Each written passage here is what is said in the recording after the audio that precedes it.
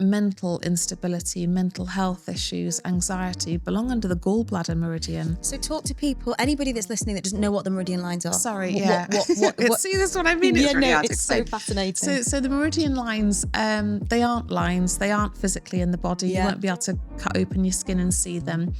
Whether it's nutrition, whether it's hormone balancing, whether it's nervous system regulation, you know, we are such a complex and yet beautifully simple organism once you understand yourself. And I've seen a very recent podcast that said, be the CEO of you. Oh, I love that. Don't leave it to who are you waiting for to own your health? Your GP that you might see once a year. So interesting. You know, don't wait till you're poorly. And that, I think, is really where my practice is going. Can we do this for our children? Do it for your children. Do it for your children at home. There's a number of little lovely holds actually. If they're dysregulated, if they're aggy, or you can put your thumb on top of the fourth toe and put your fingers down by the ankle bone. You're linking gallbladder there. Gallbladder 41 and gallbladder 40. And again, very, very calming.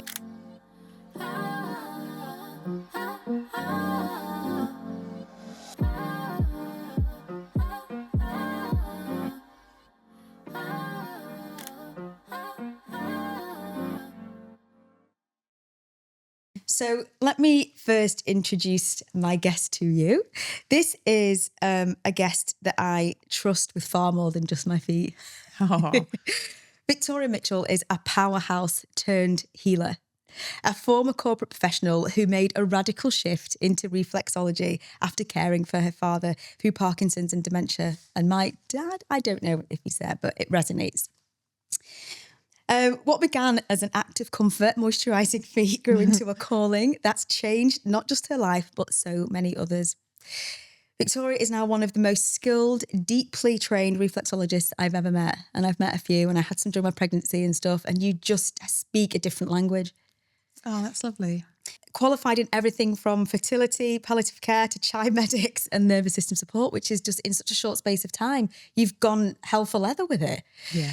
And every time we speak, and this is, you'll agree with this, we leave no stone unturned. It's true. It's true, yeah. We talk about nervous system regulation, trauma, finding softness again. We've even done alcohol to death. Yeah, we have. Come full circle on that. Today, we're going to be talking about the healing power of touch and the wisdom in the feet. And the quiet moments can make you, that want to make you rewire your full system. But what makes you or her truly special is her ability to hold space emotionally, energetically, and holistically. Today, we're going to be talking a bit more about grief embodiment, transformation, and why healing often starts with the willing to sit and be touched by Victoria. Victoria, welcome to Barefaced Chat. Thank you. That was lovely. Thank you. You are so welcome. So, tell me a bit about how you got into it all. I wanted to start with the fact that you were in the corporate world. What were you doing in the corporate world?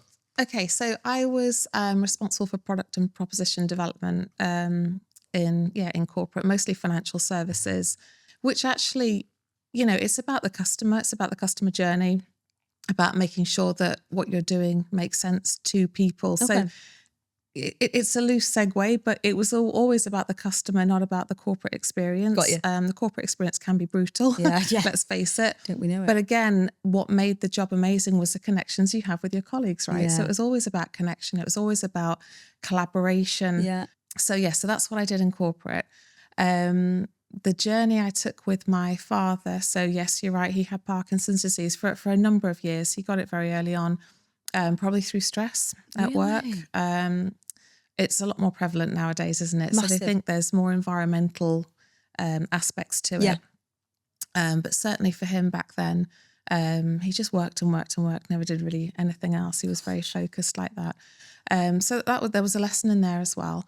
My mum died very early. She died at the age of 50, actually 2 weeks after her 50th birthday with multiple sclerosis. Again, you know, very stressful lifestyle, not really sort of taking time out. It was different back then. Yeah, of course it was different back then. Yeah. They both worked. They were raising us. Yeah. You know, there was none of this internet and, you know, navel gazing. No. They just didn't have that luxury back then. So true. yeah, I suppose those things have always been in the background for me. Interesting. Take responsibility for how you live. Yeah. But yes, to come back to my father. So he, long story, but he ended up in a care home.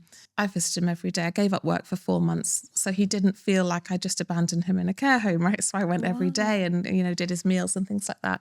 It was never something that he wanted. He was very, very kind about accepting it. Yeah. His needs were too much for us at that point. And yeah, you're right.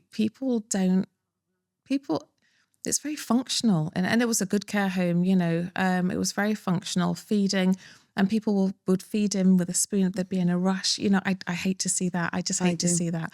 It's so undignified, isn't it? It's undignified. And I ended up putting photos of him as a younger person on the door so that people remembered he wasn't just a smelly old man. Wow. Do you know? Yeah, totally. Because if you're at work and that's all you've done, these are just, there's a raft of old people, your lunch breaks, I get it. Yeah. I get it, right?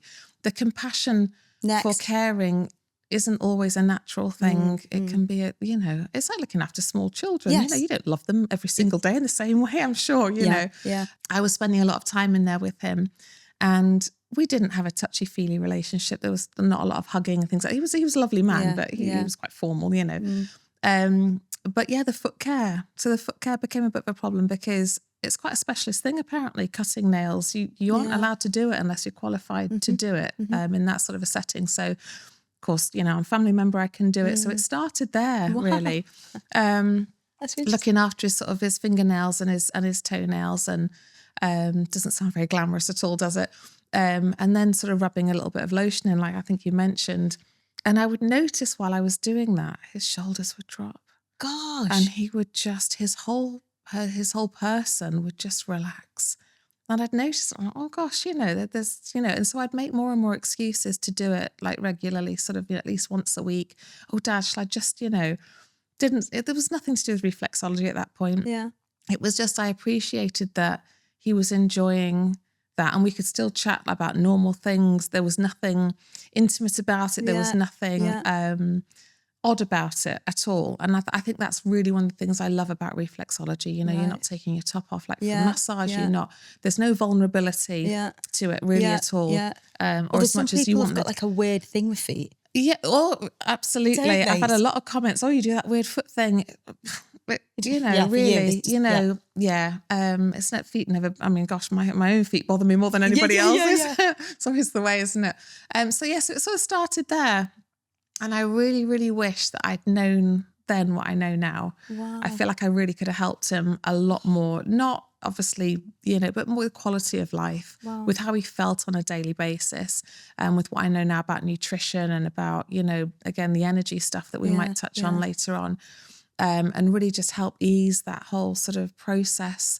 But yeah, that's really where it started. That's incredible. Seeing it with my own eyes. That's unbelievable. I don't think many people can say that walking into any industry. Yeah. Unless they've done it, as work experience. But what I love about it is that you've had first-hand experience that actually gave you, and you saw somebody physically change. Oh, absolutely. Absolutely. Before you understood the scientific part of it.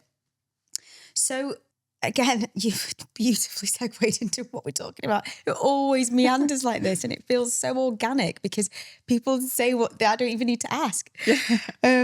With that in mind then, what made you decide that was the route, reflexology particularly, not podiatry? What was it about the reflexology part? So I'd had reflexology myself at that point, years before, and had really, honestly, corporate world's stressful, right? Shark-infested custard. You need to be able to do something that makes you feel like you again. Yeah. I'm not exaggerating. It really is. It can be quite full on. Yeah. And I would feel relaxed. It's such an overused word. Like stress is such an overused word. Yeah. I wish there was a different word for it, but more in tune with myself, if that makes sense. I came away feeling less jumbled, less jangled. Okay. When I get stressed, I get very scattered. People have different, with nervous system things. I get very scattered. I'm instantly sort of all over the place. And so reflexology just Ground you. Glued it all, but grounded me. That's a brilliant, glued it all back together, and I felt like I could go into my working week again. So I knew a bit about it, never considered doing it.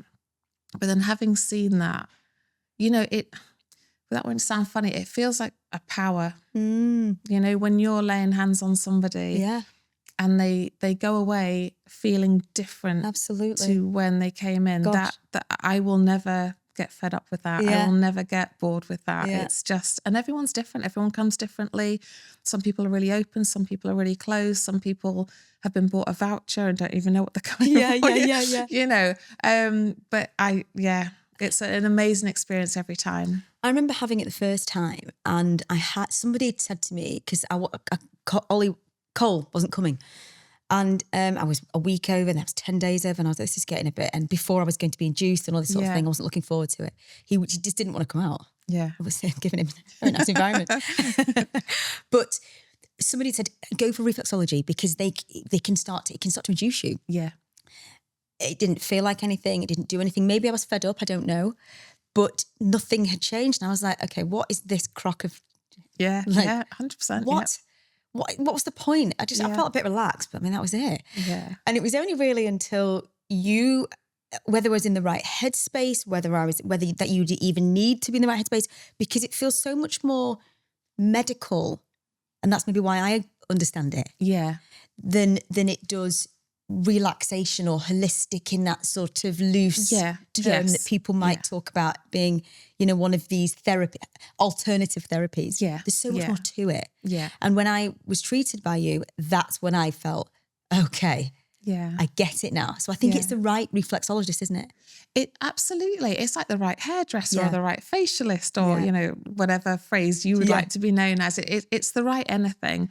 And I think as well, like any industry, there are varying degrees of interest by the person that's doing it, varying degrees of training. Yeah. I mean, I'm never not really, people talk about algorithms on social media as being a really negative thing. But actually for me, it works amazingly because my feed is full of, Chinese, cultural appropriation to one side. I want to be very, very careful here.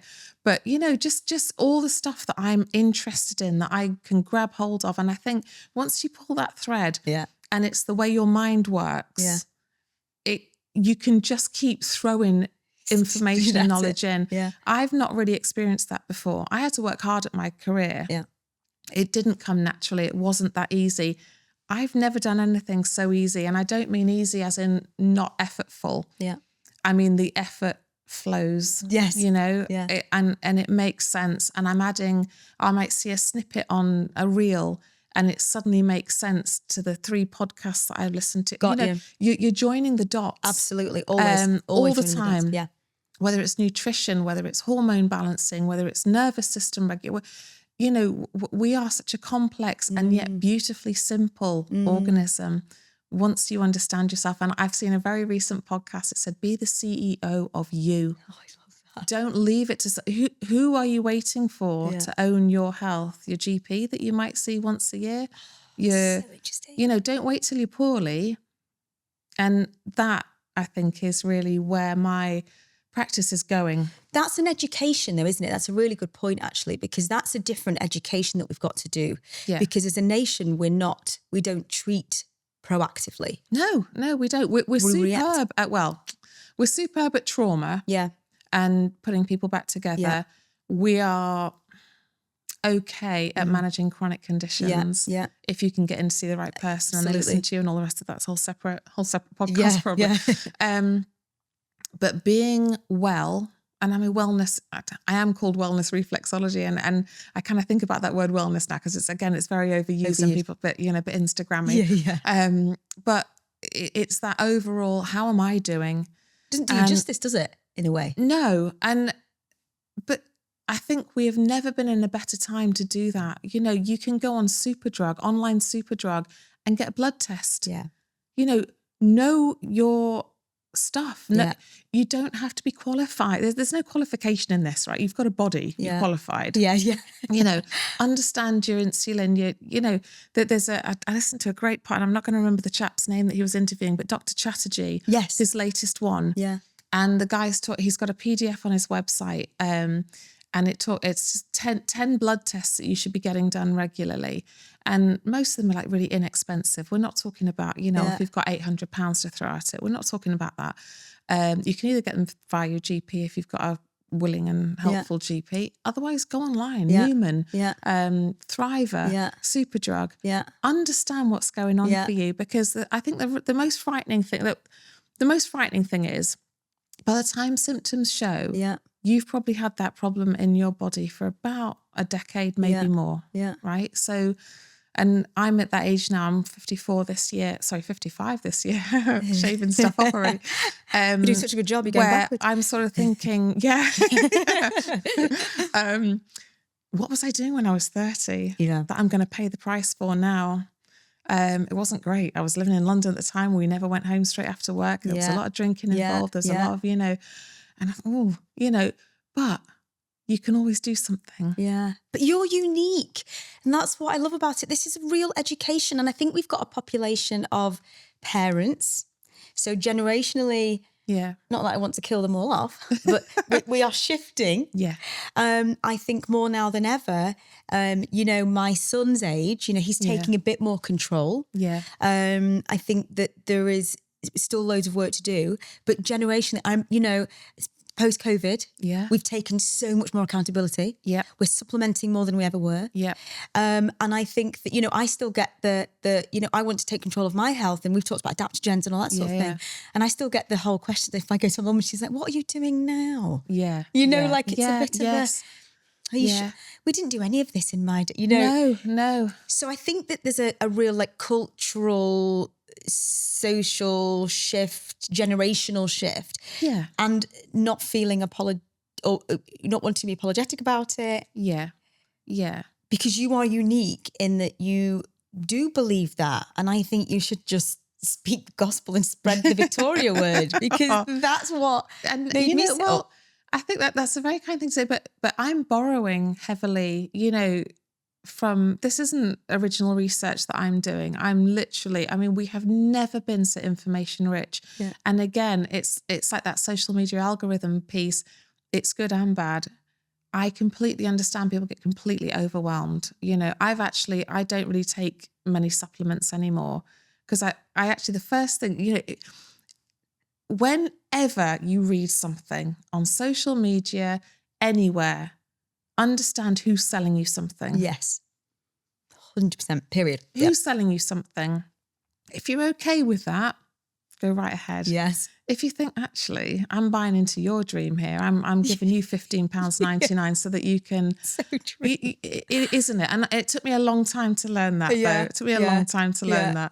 I'm a marketer's dream. Oh, yeah, me too. And it's, dopamine hits, isn't it? Ooh. Yeah. I can look like this, I can be like that. And I think I'm so lucky being in my mid-50s, because you get that wisdom where you're just like, I am this, and I don't need that and that and that. There are a few things I do take. Probably don't need to get into that now, but because like you say, everyone's different.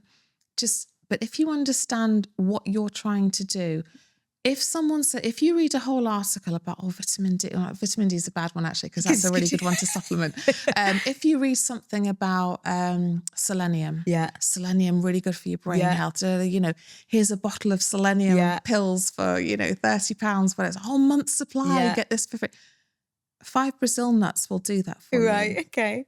So whenever you read something about this amazing super thing, this mineral, this nutrient that you absolutely should have, and so many people are deficient in, and there are trends with it, aren't there, as well? Google it. What are the food sources? You'll find a boiled egg will probably do most things. If you don't eat it. Nuts.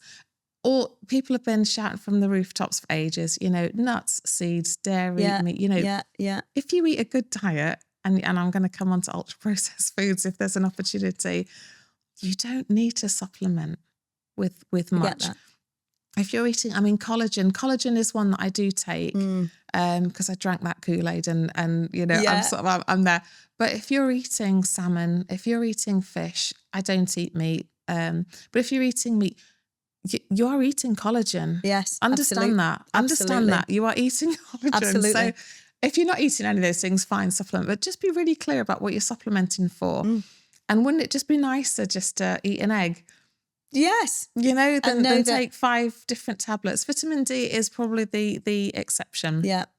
You know, because it's go for your life, you know, supplement with that. You said something to me that made a lot of sense. And I think that people are scared to do this. You said, I'm almost recycling information. This is not new information, but that is the power of the human curiosity. And what you do, we don't need to take something new. Okay. We don't need to do a PhD. It's all there for you. But what you've done, and what I love about talking to people that give me energy, is that you take it in, Victoriafy it, and then tell me it.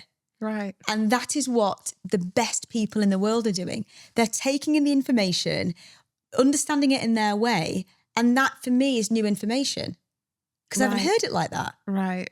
So that's why it resonates with so many people. And that's why so many people now that are in very sort of influential positions, podcasting and things like that I listen to, they still reiterate, this isn't new. No. We don't need it to be new or novel. No. We just have to understand it. We pretty much, in terms of health and what the human body needs to run well, we've known this for decades, really. You know, you need to cut through, you need a filter. Yeah. You need a big fat filter. Yeah. That's really all you need. Yeah. You know, listen, and again, like you said, I'm listening to, I'm re-listening to podcasts that I've already heard and hearing something different. Yeah. Because we're always moving. Yeah. We're moving through. Yeah. I'm meeting people like yourself. I'm meeting clients that are coming into me and they're teaching me things as well because my life is just mine. Yeah. I can't say, you know, if we're going to sort of say something like, you know, leave corporate and start holistic, you know, but well, I can tell you what I did, but that's not going to have anything to do. I don't have kids, you know, I was unfortunate. I couldn't have children, but actually that has meant I've got so many more freedoms. So that's not going to resonate with somebody who's 30 or 35 with 2 small children looking after elderly parents. They're going to look at me like, you know, whatevs, you know, of course you are. You've got to filter things and make it relevant to yourself. And you have to start by knowing yourself. And I don't mean that in a, know yourself. No, you know, absolutely. But know why your energy is rubbish. Be honest with yourself, you know, because as I looked at menopause and perimenopause is brutal. I skipped perimenopause and I'm so grateful. I had a hysterectomy. So it's horrendous, far worse than menopause. I just have to say to people, if you're struggling with perimenopause, just wait, hold on, because menopause is a breeze. It's easy, it's a breeze. Once it's all done, it's a breeze. Well, good to know. Yeah, but actually all of those symptoms, that fatigue, that low mood, irritability, brain fog, let's call it something else because that's, you know, brain fog sounds too gentle for what actually happens. Yeah. Aches and pains. If you're not in the perimenopause, but you're eating ultra processed foods, you're having a glass of wine every night, you're not regulating, you will be living that perimenopause nightmare. So if you're getting into perimenopause and you're already fit, now again, I'll speak for myself. When I feel rubbish, I am drawn to rubbish. Yes, I think that's true for a lot of people. Want crisps and wine. I'm not going to have a proper meal. Yeah. I'm going to sit down and it's going to feel like a reward. Yeah. No? Especially a hard day. Oh, yeah, like a hard day. I'm going to have a glass of wine and some salt and vinegar. Oh, yum. And watch some rubbish on TV. Yeah. And I feel amazing. I'm winning at life. You know, I'm making my choices. I only live once, right?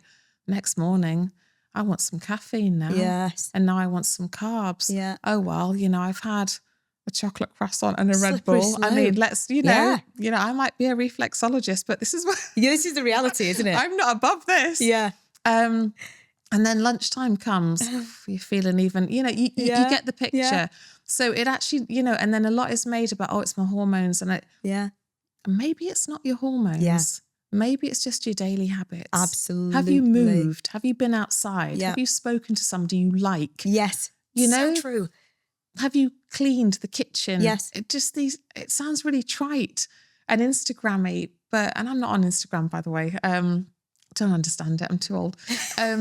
But these things are meaningful. I agree. You know, it's not always something that's out of your control. No. And I get it. When you're tired and your kids won't go to sleep and everything else, the last thing you feel like doing, do it anyway. So do it for me, because true. you're just going to carry on. You know, when I'm in that mode, and I'm not, like I say, I'm not above it. I lost my cat a couple of weeks ago. I've had him for 20 years and I was so sad, and so I did the whole wine thing and everything else. And, you know, for a fortnight, and I felt awful. Yeah. And I call it the ice pick moment, the ice axe moment, where you're sliding down that slippery slope, literally. There's got to be a point that you fling your ice axe in and stop. Yeah. And start picking your way back up that cliff till you're on an even. And it doesn't take months. No. You know, you can feel better in 3 days. Yeah, it's recognising it. And so many people don't. And so many people have got so much going on. Yeah. That it's actually really difficult to hear that. Yeah. Because it's easier. Yeah. It's easier to listen to the noise or keep doing the do. And grab a frozen pizza and just wallop it on the table, you know. 100%. It's more exhausting for people to think, oh God, it feels like another thing to do. Yes, it's another thing on the to-do list. You know, I've got to show up to work, I've got to be polite, then I've got to go home and cook a meal. You actually really haven't. You know, what I used to do when I was working is I used to Sunday afternoon put the radio on and put some music on. I do a batch cook. Now, I appreciate that I've got a freezer and I've got time to do that. You know, again, I don't want to sound like, oh, you know. No, I know what you're saying. It's so easy. Yeah. It was easy for me and I enjoy cooking. But I do a big chili, 5-bean chili, and I'd do 2 or 3 things, pop them up in those plastic takeaway containers, which I wouldn't do now because it's plastic. You know, and freeze them. Yeah. And then when I can't be bothered, I've got... and I've made it and I know what's in it. And that's an act of self-love if there ever was one. But if you aren't in that position and you don't have a freezer and you don't have a whatever, you know, grab a book on how to cook for a student, 1-pot meals, noodles, pasta. Doesn't have to be, you know, the big goji berries and flimming, you know, pomegranate seeds. It doesn't have to be that. Yeah. It just has to be, or buy frozen veg. I think this comes back to this whole be kind to me bit, doesn't it? Yeah. You know, when we're asking people or people feel like they're being asked a lot of, what you're doing is making it easy for them to be able to make 1 or 2 changes. Just find that thing, or, you know, find someone else who likes to cook. Get them to do all the batch cooking and you do mow their exchange grass something. Or look after the kids, you know, collaboration. Yeah. And as women, we are so bloody good at that. If we have any superpower at all, it's got to be collaboration. Yeah. Get someone who likes it. Yeah. If someone came to me and said, look, if you're going to do a big... Yes, but collaboration sometimes undermines this. I can do it.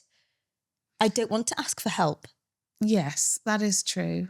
But then I think that's not true collaboration. It's not. And you mentioned a few words at the very, very start of this: trust, connection, openness, vulnerability.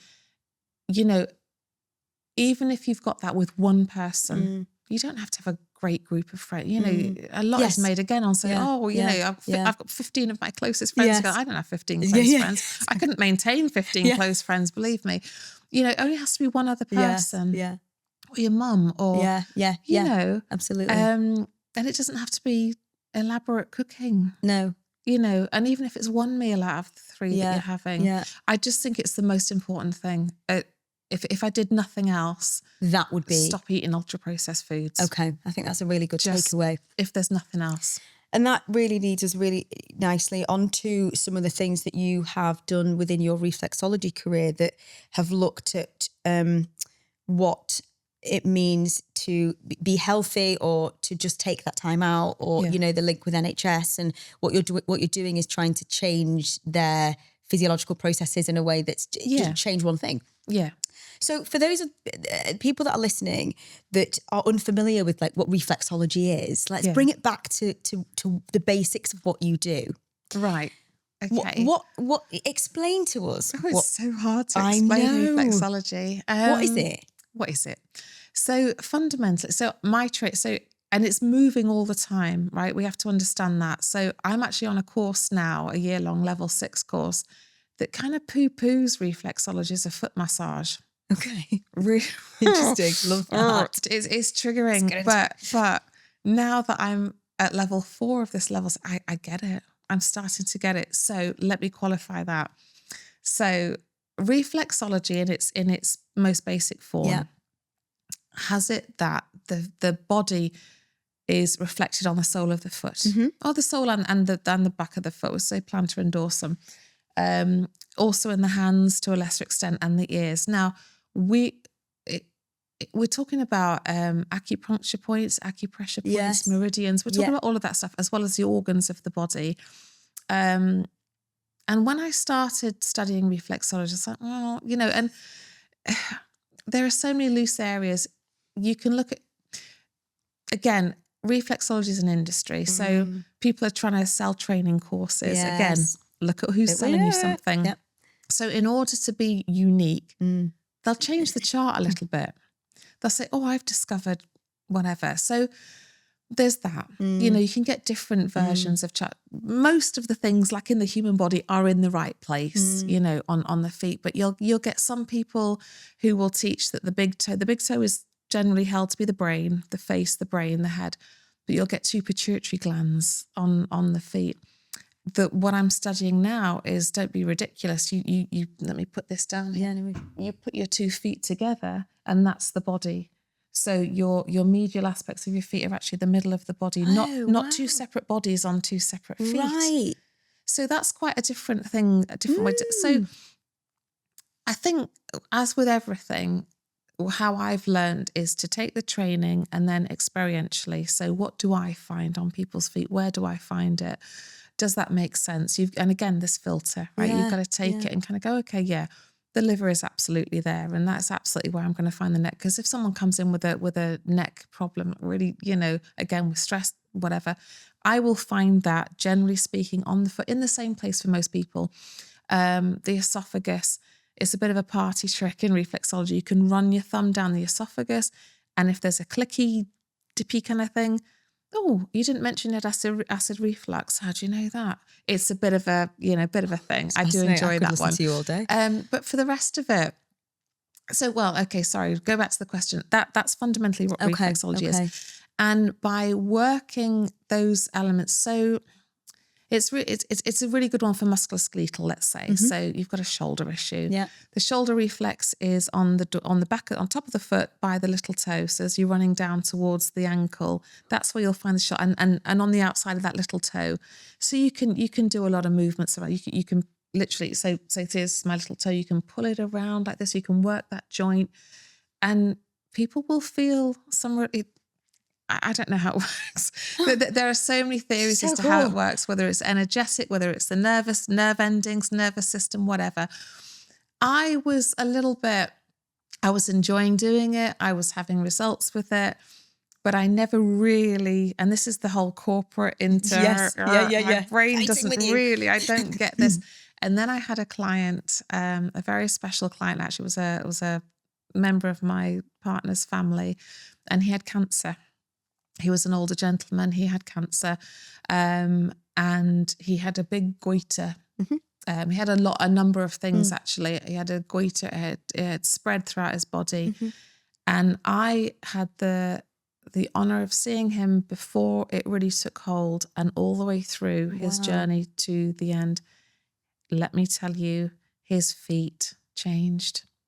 Oh my God. On that neck reflex, I've got the photographs. On that neck reflex, a bulge. So say this is your neck. It's a big toe. In between the big toe and second toe, there was a proper big bulge that matched his goiter on his neck. I'm not fibbing. Stop it. As the cancer spread through his lungs into his gut, those areas went very dark, very black. Now, it wasn't that all of his circulation was poor, because your feet will go dark, dark purpley black. It's, as you'll know that from being in the NHS. This was very specifically on specific reflexes that I knew I was working, because that's where his cancer had gone to. So look, none of what I was doing for him was about curative or, you know, it was palliative care.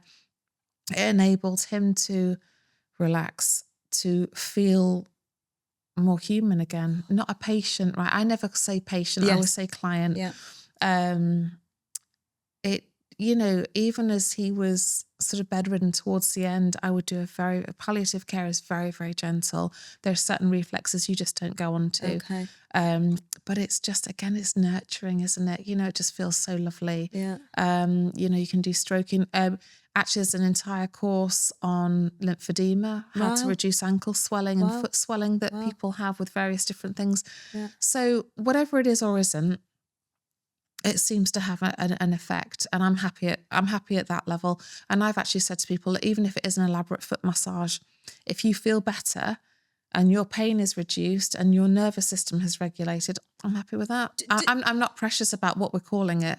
Really, that's an incredible story, Vic. Yeah, an incredible story. Do enough people know about this? Do enough people know or believe it?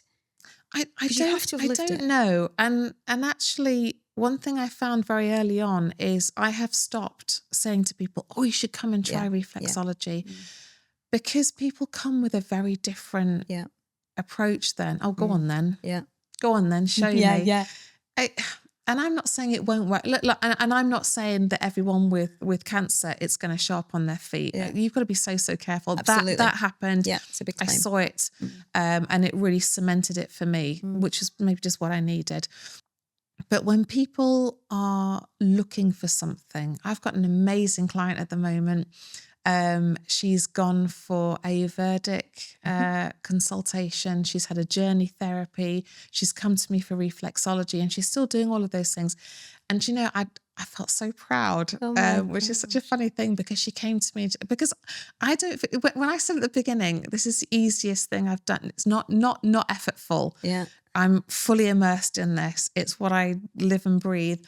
But it just comes, it flows, right? So I don't feel like I'm climbing mountains. Yeah, it's slogging you up. And I feel like other people are still better qualified. I don't think I'll ever really lose that. But she came and she said, do you know, everything you said to me last week about nourishment, and because I'm finding things in a small intestine, which is about absorption of nutrients on an energetic level as well as a physical level. She said, my Ayurvedic doctor, who was a qualified doctor, said the same thing. And she said, I'm really pleased that I'm seeing you both. And I thought, well, you know, a doctor said the same thing to this lady. I mean, are we all doing reflexology now? Because I think, are you doing reflexology, Sam? I think we should do it. But I think that the point I'm trying to make is that lady was ready. She was ready energetically. She was ready. She was looking for something in her life. She said, it's about me now.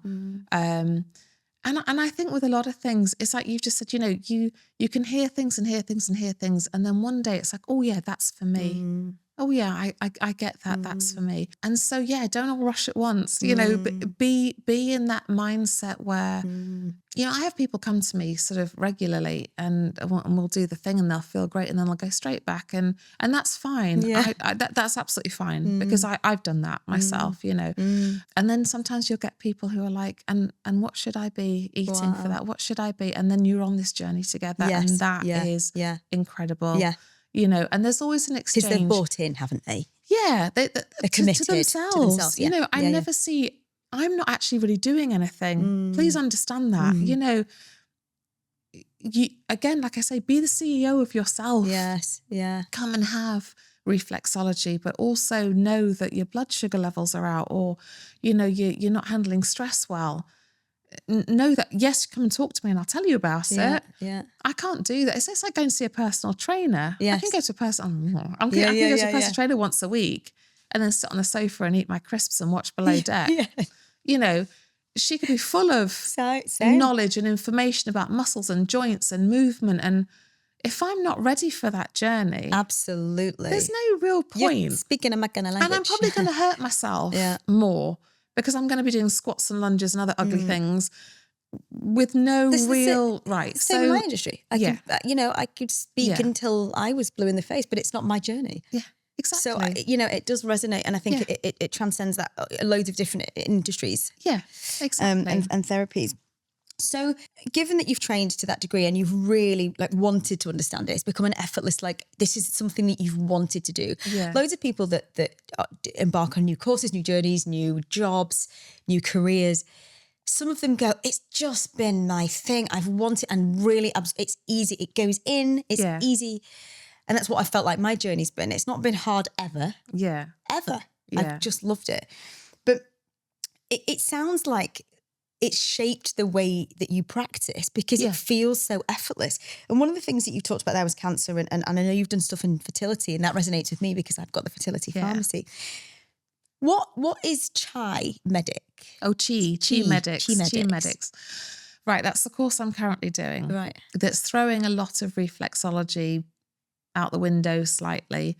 But again, they're selling a course, you know, I'll be fair to them. They are amazing. This couple, Sharon and Moss, they are incredible. And Moss has been doing this for 40 odd years. Wow. And again, he similarly did a reflexology course. Unlike me, thought to himself, that doesn't really make an awful lot of sense. Asked too many questions, didn't like the answers because people are teaching without feeling it, and embarked on his own experiential journey. So what Moss is teaching is what he has found to be useful, helpful. They won't release anything unless they've done it enough times to know. So it is based on Chinese medicine. And again, I apologize for any cultural appropriation, even saying that. It isn't Chinese medicine. But it's acupuncture points, acupressure points. Moss understands so much about the energetic body, which I think in this day and age, we can all accept that we have, right? Yeah, you know, and that's not being spiritual or religious or anything. We are just energy forms because we just are. And so he understands, but borrowing from Chinese medicine knowledge, very, very slimly off the top, they hold that certain organs. So we're talking about meridians really as well. Okay. So, for example, mental instability, mental health issues, anxiety belong under the gallbladder meridian. So talk to people, anybody that's listening that doesn't know what the meridian lines are. Sorry, what see, this is what I mean. It's really hard to explain. So fascinating. So the meridian lines, they aren't lines. They aren't physically in the body. You won't be able to cut open your skin and see them. But it's health. Yeah, I mean, it's like chakras, right? Yeah. What's a chakra? Yeah, I know. You know, I'm into all of this. So. So chakras are sort of your energy spinning, 6 points, whatever. Meridians are held to be just energy pathways through the body. And actually, when you think about it, you think about our circulation, our blood circulation, our lymph circulation.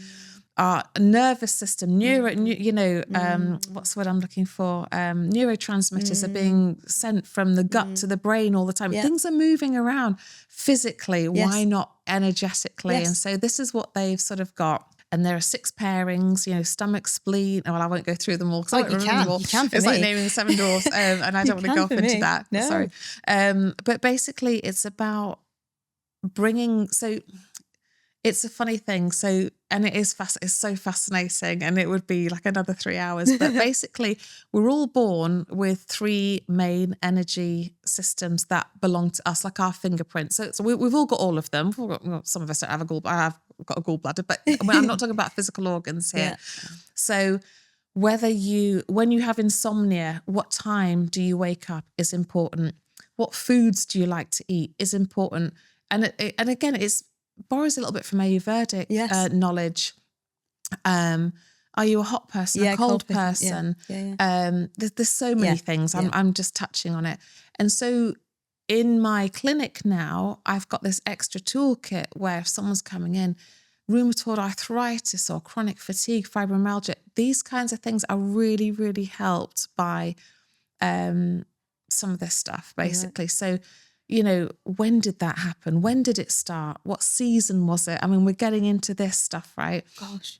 And then knowing that, say I'm a spleen stomach person, right? A lot of when you bruise, what color is it? Is it yellowy? Is it bluey? Oh yeah, it all matters apparently. Wow. And again, I use it, again, I'm borrowing, I'm taking this very lightly, but I'm being taught the points on the feet to hold, how many times to hold them. So you're going with 6 out breaths you press in on the out breath because that's when the body's softer and can receive the message. Yeah.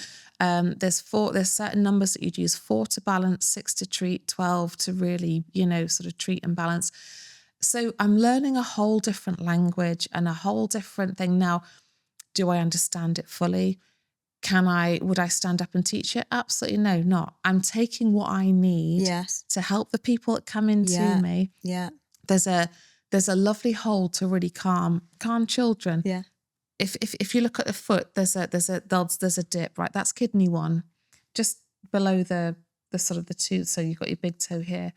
So if you put your thumb on kidney 1 and put the rest of your fingers, ignore the big toe, just like that, and just hold the 2 feet like that, it's incredibly calming. Can we do this for our children? Do it for your children. Do it for your children at home.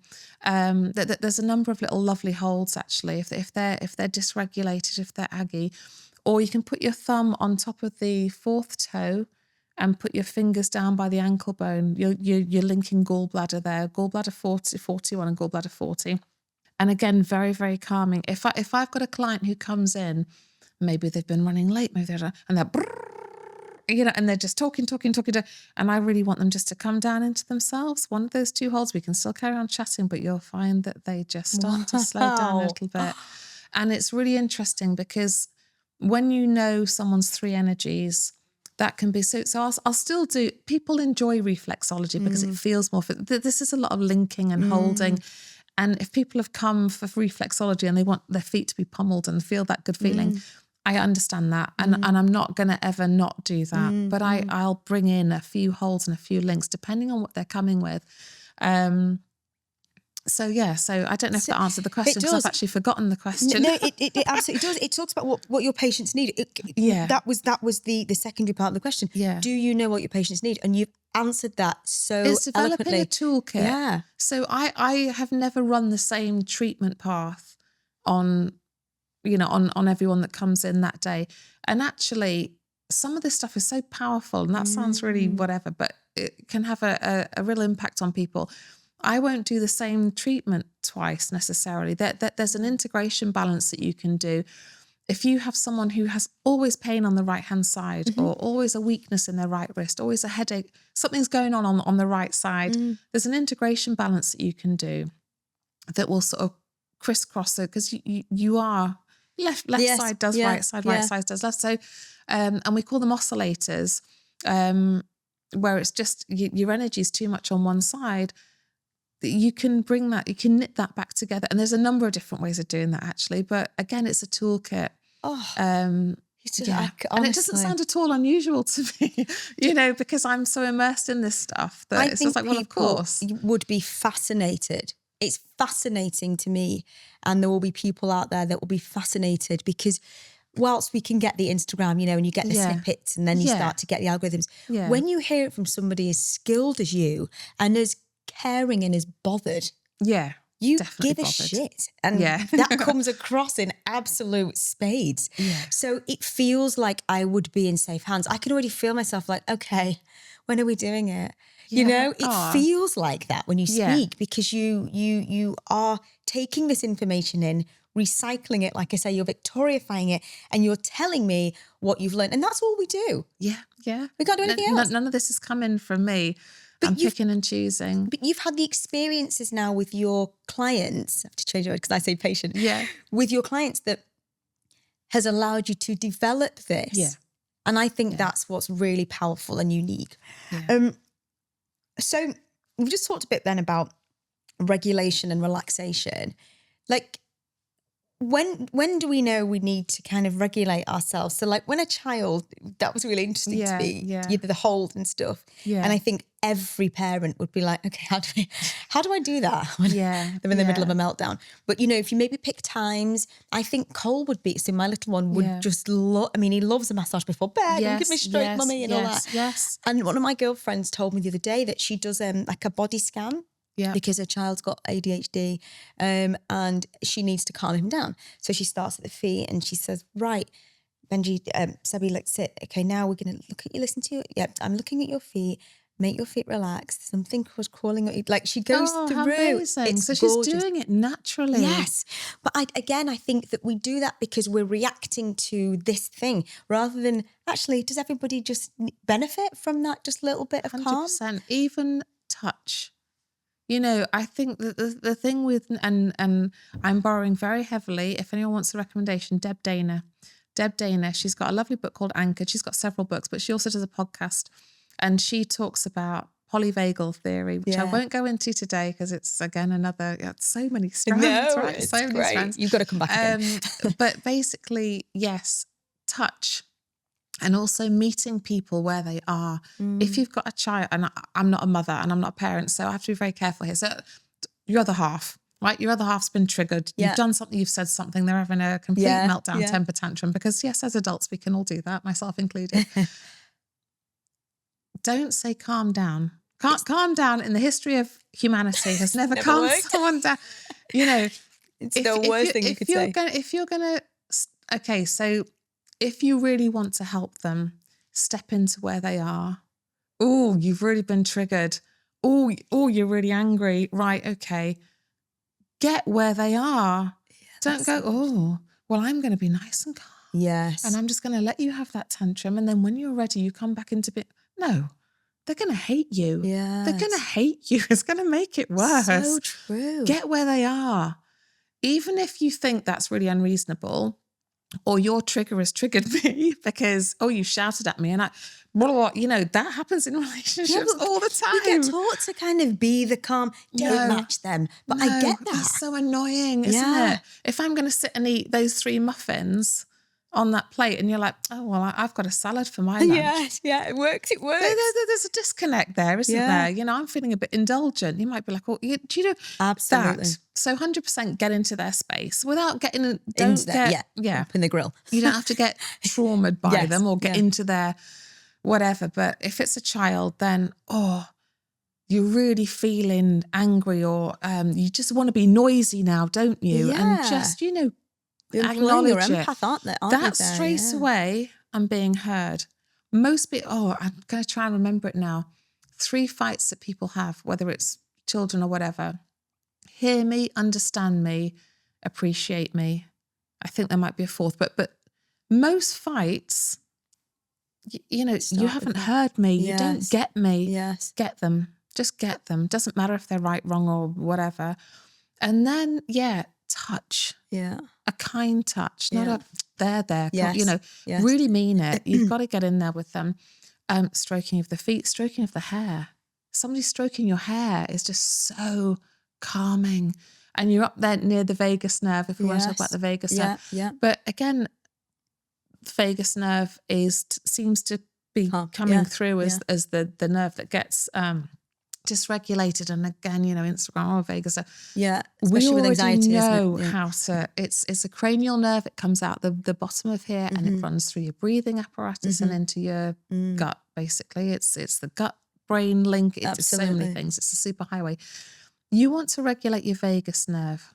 It's coming through here. And what do mothers do to small children? They sing. Yeah. They hum. Wow. They rock. Feel. And this is the other thing that's really important to say. You cannot think your way out of being dysregulated because it's not happening in your brain. It's happening in your body. Yes. That's why rocking. Yes. Stroking. Yes. They're coming out with this tapping, the stroking. Tapping. Yeah. If you feel safe in your body, your mind will settle. Absolutely. If you do not feel safe comes back to ultra processed foods. Yeah. Come back to stress. It comes back to being uncomfortable. Yeah. If you can tell your body, and there's some lovely, I don't know if you're going to have like some writing underneath the podcast, but if you want recommendations, the Workout Witch online, she's amazing at like somatic exercise, lying on the floor, just rocking your feet back and forth. It rocks your whole body, can just release so much. You've got to feel safe in your body first, because if you don't, then the mammalian brain is, you're telling yourself you're not safe. Breathing. Yeah. If you're breathing rapidly, shallowly up here and not thinking about your breath, your brain is thinking, we're not safe. Yes, absolutely. And that's actually grounded in real evidence. isn't it? Yeah, You know, 100%. you can't think clearly because your amygdala shuts down. Yes. You actually cannot You can't think clearly. your way out of it. You can't be like, okay, I'm going to be calm absolutely. now. If you've been triggered, that's not a weakness. Yeah. That's not a personality defect. That's something that's inbuilt. We are meant to be triggered because we're meant to take action. You know, being triggered by your other half, you know, being on his phone while you're talking. Okay, but, you know, hear me. Yeah. Be with me, be present, appreciate me. You know, it comes back to all of those things. If you're triggered, just breathe. Doesn't mean that the thing isn't annoying. Yes. Right? And I think there's an awful lot of, once I master all this, I can just coast through life and never be no, come on. You know, you're going to be annoyed, you're going to be irritated, and you're going to be triggered, and you're going to be dysregulated. It's about, how do I get back quickly? So how do I get back to myself quickly? Wow. And there are a number of things you could do. Deb Dana, her book, I don't need to repeat, it's full of how to do it. How you eat. So people, when you're dysregulated, you are one of two people, generally speaking. You either shut down, completely clamp down, go away, whatever, or you escalate. Yeah. You're one of those two people. And again, it comes back to the energies that I was talking about earlier. You're a spleen, stomach person, or you're a liver, gallbladder. You know, once you understand your patterns, I shut down. I'm a complete, I can't do it because I have learned that my voice doesn't matter. Right. From whatever age. And that's a whole different thing. The louder I shout, people will laugh. If I get angry, people will just make fun. So I don't. I take my voice away and I take my energy away and I take my whole self away. Now, it can take me days to thaw out of that. You know, it really can. And I need to understand, because then my partner feels abandoned. That triggers his childhood. You will find someone who matches your childhood wound, right? That's a whole other thing. Yeah. So you are naturally coming together to trigger one another. Absolutely. You're completely unaware of it at the time. But so my abandonment will trigger his need for, so we're doing this thing. So we understand a lot more about it now. So how do I come back from that complete clamp shutdown? Is I use my tools. Wow. And it doesn't mean that I'm not cross with him or I didn't really like what he did, but I'm much more able to talk to him in my adult form rather than my 5-year-old form. I don't want to punish him. I want to understand what happened just then. And that's a tool that I'm not using that tool to be a better partner to him. Let's be selfish about this. I'm not, you know, women over the ages have been taught, be pleasant, be sweet, be kind, don't rock the boat. I'm not doing that for that. You know, sorry, Nick. I'm doing it so that I don't stay uncomfortable for longer than I need to, because it feels horrible. Yeah, it does. When you've gone to bed, you're just like, questioning all your life choices and everything else that goes with it. I don't want to stay in that state for too long. Yeah, I can appreciate that. That's why I'm doing it. Not so I can show up and be a polite, pleasant woman. No. That is so powerful. Oh my gosh, like I just feel like because I've done all this work. I'm doing it. By no means is it done.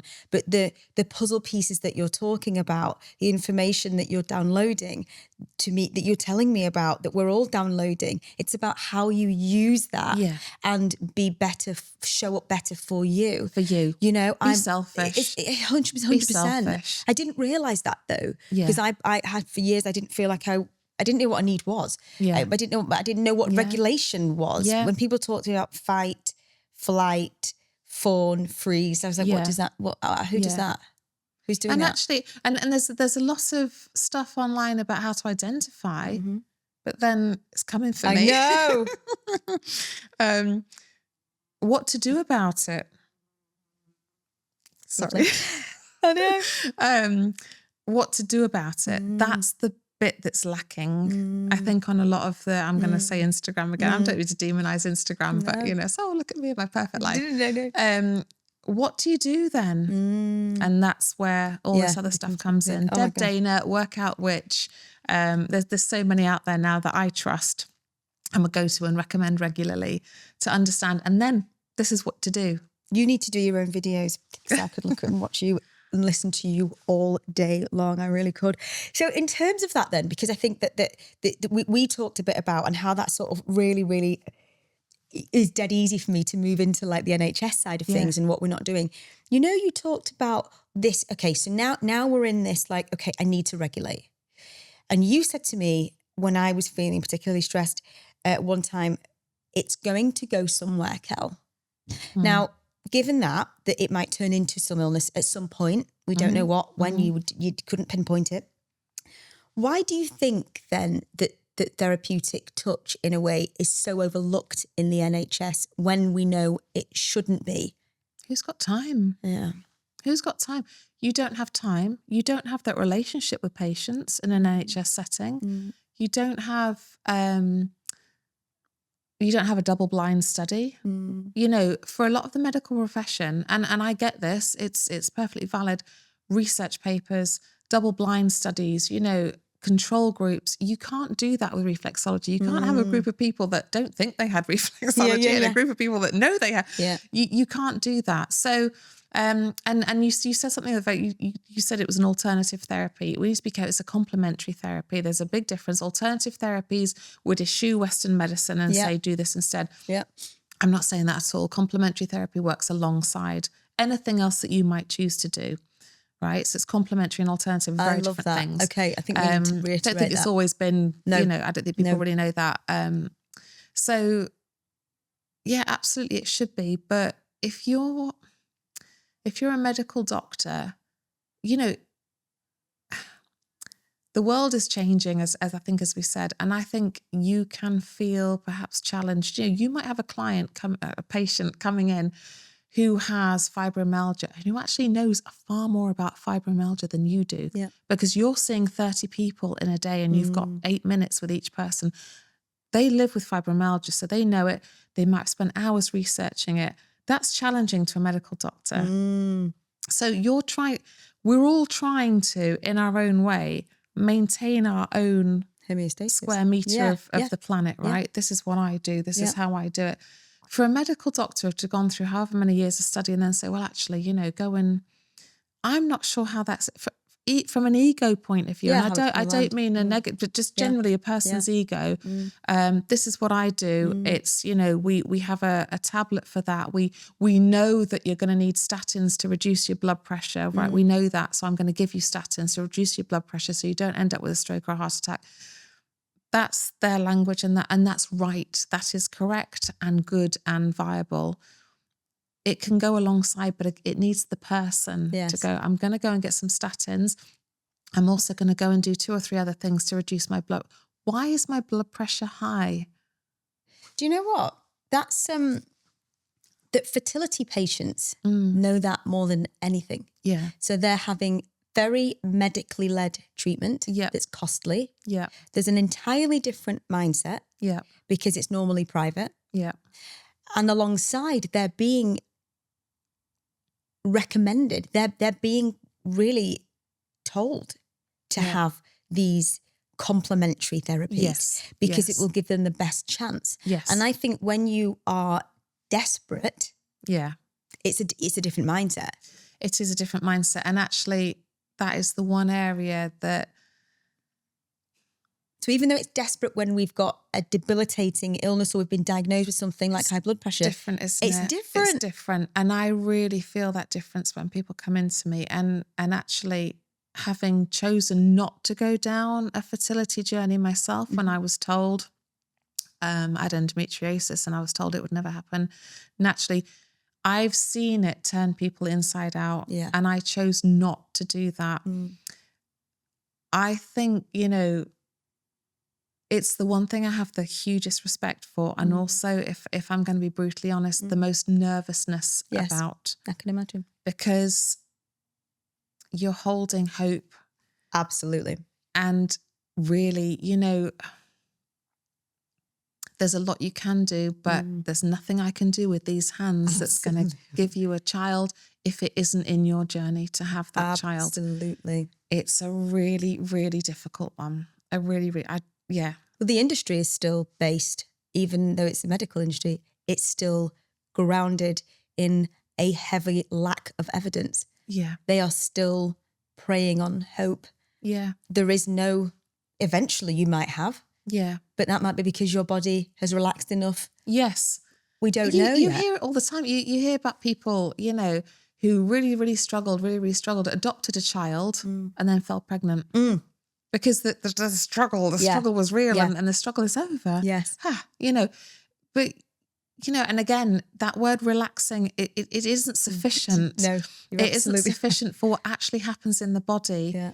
We're talking hormones, we're talking ATP, we're talking mitochondria, we're talking the very, you wouldn't, if you had a dog, let's say, and you didn't walk it and you fed it chocolate and you know, you did all the bad things and you could see, you know, it's joint pain and it's everything else like that.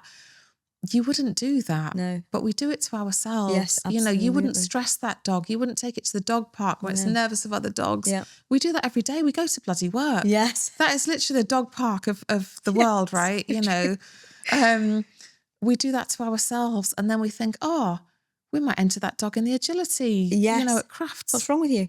Yeah. Yeah. Right. Yeah. So it's an odd analogy, but that's what we do to ourselves every single day. Yeah, you are so and then expect true. Miracles. So what do you think that when people come in and talk to you, if they don't have any, they just want to feel better. Yeah. Is there anything that you would pick up on that they would miss by touching their feet? Can you diagnose? Is this a funny word? 100% we never diagnose. I'm not qualified to diagnose. Now, I might have my thoughts. Yes, yeah. And if you're open to a conversation, I'm happy to have that conversation with you. But if I find a crunchy liver, you don't have liver disease. Yeah. It's not working like that. You know, it's like I can feel grittiness. I can feel congestion. You can see congestion on the feet. You know about circulation, things absolutely. like that. So before I even start a treatment, I'm looking at the feet. I'm looking about where the redness is. I'm looking where the hard skin is. I'm looking about the position of the toes. Is one bent over the other more than, you know, and foot reading is another weird thing. But again, you know, there's a lady that sort of teaches it who has over 40, 50 years of experience. And again, I borrow a little bit from that. And actually our toes are apparently physical, mental, emotional, and spiritual. The emotional toe is also the start of the gallbladder meridian. So it all starts to tie, when you're joining these dots, it all starts to tie in. If you're, you know, so your first two toes, your physical and your emotional are dead straight. And then these two are completely, now you might say, well, that's just the shoes I'm wearing. Why are you wearing those shoes? Yes. Are you, we've talked about this, haven't we? You know, if you're wearing pointy heels because you're in a corporate environment, dog park, are you crushing your spiritual and your, you know, emotional self to be in that environment? Wow. It shows on your feet. Now, again, massive caveat. I'm not saying everyone with a better. Yeah. I'm not saying that. Yeah. It's about, it's being a bit forensic, actually. Yeah. Especially if someone's got, oh, you know, I'm really tired all the time and I can't pinpoint it. That's when all this stuff is good. You're like, well, could it be this? Could it be that? When are you waking up in the morning? Yeah. What else could it be? Yes. And again, like I keep saying, it's a toolkit. It's not, oh, come into me and I'll do a whole energy scan and I'll, you know, no. It's both of us working together. You tell me, oh, right, okay, then I'll think, oh, that might be this and I'm going to try this. Did that feel any different? I was on the day of the course on Monday, it happens on a Monday, I had a lovely client in and she said she had a real pain right on her shoulder here. It's actually on the bladder meridian. So I would normally, if it wasn't in a classroom environment, I would work the bladder meridian for that pain because it runs up the back of the body. So if you've got pains here, think bladder rather than all neck and shoulder. Wow. Again, it could be neck and shoulder tension, right? We don't know. Anyway, so right at the very end, my tutor said, do you want to, you mentioned your client had, and I said, are you okay with that? And I said, show me exactly where the pain is. So I put my finger exactly on her shoulder where the pain was. Oh, yes, that's it. Held her little finger for 6 out breaths. Did that make a difference? No, it didn't. Okay, then I held her first finger. Oh, yeah, that's a bit different. Let go, leave it. You've started the process. It's that. Don't ask me because we haven't got time. But I'm not fixing that pain in that treatment. What I'm doing is starting that connection for the body itself. To do it itself. Oh my gosh, that's so interesting. And I'm dabbling around the edges of things I will probably never fully understand. Yes. And I respect that and I appreciate that. But just show me the point to touch. And I will touch it. And your body will do the rest. Because I'm not going to spend a lifetime learning about, I want sound bites that I can use straight away. Touch my people. points, Victoria. Please. You sound amazing. I'm having my points touched. So, let's you explain it so well. You're so articulate. But let's talk about what I do for a bit and you being a patient of mine and our connection. If you don't mind talking about your own skin and aesthetics journey, how has that changed your reflexology practice? Has it? Do you feel the connection between the heart, the mind, the body, the soul? Do you think if I feel good, this is as important for me as the feet? Yeah. Like, tell me about that. It's 100%. So everything you said to me, which was really lovely at the beginning, I would say to you. Oh. Because, I've been for facials and I've been for this and that in a variety of places, and I have left disappointed. I have left feeling angry with myself for going there and buying into that. So many places that are good are intimidating. I've been, for good haircuts and felt like an absolute grubby imposter sat there. And this probably speaks more about me than the places I'm going to. But, people in these sorts of environments, this is very alien to me, coming and there can be a stigma around, vanity and all the rest of it. I wouldn't tell everybody, that I have, the odd this or that. But actually we need to be open. And yes, so to your point, yes, how I look makes a big, big difference. And actually I'm going to be brutally honest now. When I first started coming here, it was to cheat the system. Okay. Because I like to embody what I'm banging on about, right? Yeah. So when someone comes into me, I'm looking a bit grey and a bit puffy and a bit tired because I've had half a bottle of wine the night before and a Chinese takeaway. I love your I'm honesty. not giving what I would want to give. So I'm not being false about it, but if you come to somewhere like this, right, as soon as I walked in through the door, there was none of that stiff, you're going to make the place look a bit messy. Yeah. Your look isn't quite right. Do you know, some people are too bloody trendy for their own damn good, Yes. Yeah. People with money tend to be the middle-aged people. I'm being that. general. We don't want to feel uncomfortable. Yeah. I'm not going to get a bikini wax from a 23-year-old. Yeah. I'm just bloody not. Yeah, do you know? totally agree. Take your 23-year-old self. Yeah. I want to feel comfortable because when I'm comfortable, I relax. And when I relax, I'm going to tell you the actual issue and what I'm actually looking for. Yes. And I trust you so much that actually, you've got all sorts of weird and wonderful machines in there. A bit like what you just asked me. I've got no idea what they do. Yeah. And you might say, try a bit of RF. And I'm like, oh. Yeah. It works. Yeah. It's worked beautifully. I don't need to know what that machine is doing. I trust you to know what that machine is doing. I trust you for the setting, the duration, everything. I've never really asked you very much about it. True. Because we're too busy talking about other things. But also because I've come in here and I trust, I feel comfortable, and you have got so many things in your toolkit that I know. And these little phrases, youth has no age, tired of looking done. It's that whole ethos of be your best self. Yeah, and that's what I'm trying to do for people in a much different way, but it's the same, right? Yeah, it is the same. It's the same. Be your best self. Yeah. The way you show up and again, it comes up to everything, nervous system regulation, picking the right outfit for the day. Have you ever gone to work and you've got there and you thought, what the hell was I thinking? Yes. With this top or this skirt? Yes. And your whole day is different. You kind of do this. Absolutely. And you might have needed to go up to the 5th floor to have it. And you're like, I'll do that tomorrow when I'm not wearing this skirt that's a little bit too tight. same. Skin, hair, everything's same, right? So you get to a point where I want to show up and I want to look fresh and I want to look healthy, even if I'm not living my mantra for the week, for the month, whatever, because I'm coming here and Skin Club is an amazing concept. I can get away with it. I can get away with it just for a little bit, just to get myself back. And when I look at, I think we've all done it through lockdown, and I do it sometimes where you get up in the morning and maybe I've got a day off, I'm not doing very much, and I'll put that grey sweatshirt on and I won't bother doing my hair.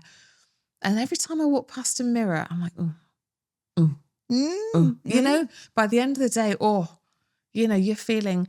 Now what I do, I might have the same day off, but I'll put a bright pink sweatshirt on and I'll put a plait in my hair.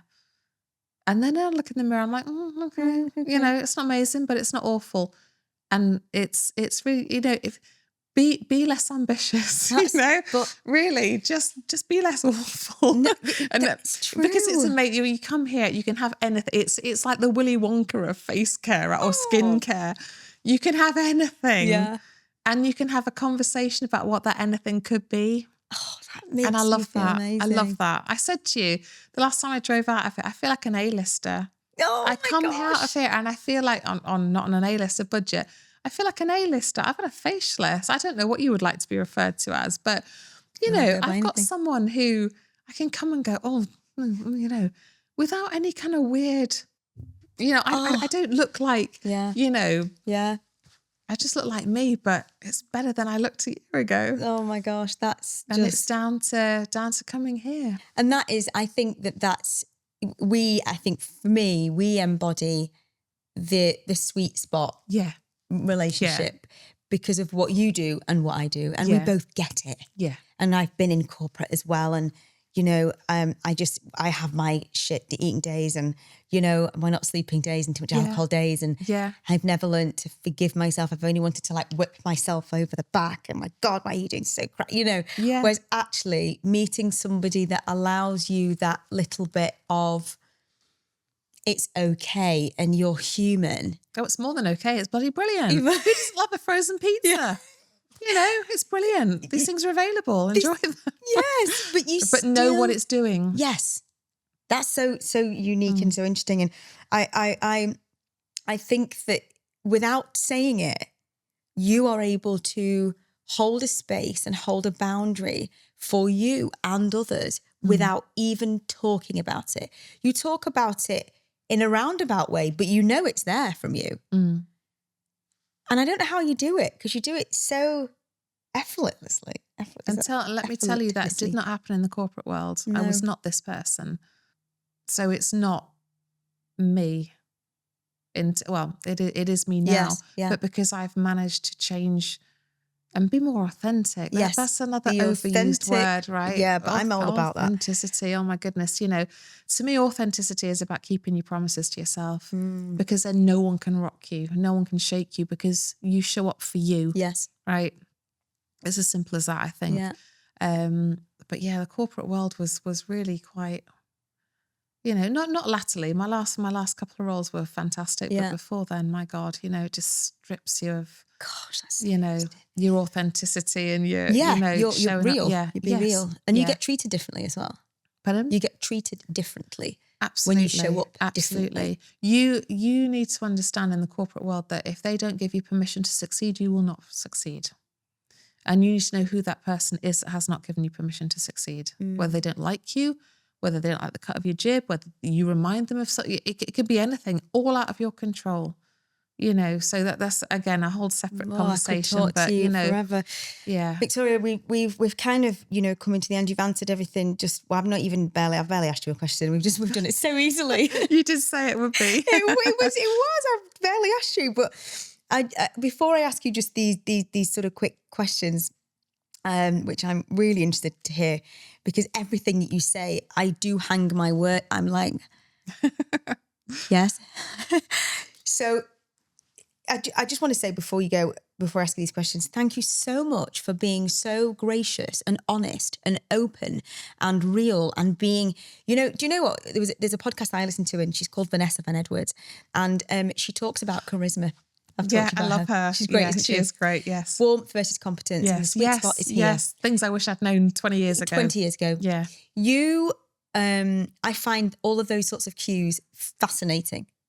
And you just do it. You don't have to be taught it. She was a recovering awkward person and you just do it.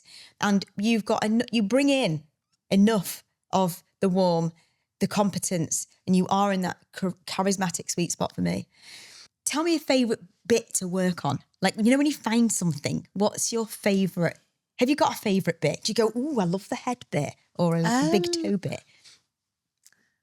My favourite bit to work on is the right bit.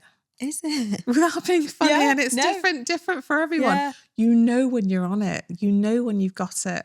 You know, I do feet, hands and ears. I do ear seeding, which is a whole different thing. But feet, absolutely feet is there's so much on the feet, right? There's so much. I've learned loads. You know, I mean, I had somebody, I don't know how much time we've got, but I had somebody the other day, and based on what she told me, I was working gallbladder and bladder for releasing, letting go, gallbladder for head stuff, physical, you know, and actually her toes, I call it antennering, so important to watch. The toe did like a little twirl. Now you can't do that on your own. Your muscles aren't set up that way. And it literally went in a ripple. So while I was working, her gallbladder toe, fourth toe on this foot went woo. And I was like, okay, I've got you. Then her head toe did it, her big toe did it. And then her bladder toe. So that tells me there's something going on in and actually her second toes pull away from her big toes physically. So there's something in her head that is bothering her. It's coming out through her body. It's just telling me. So it's the right bit is my favourite bit. Gosh, if that makes sense. Yes. Yeah.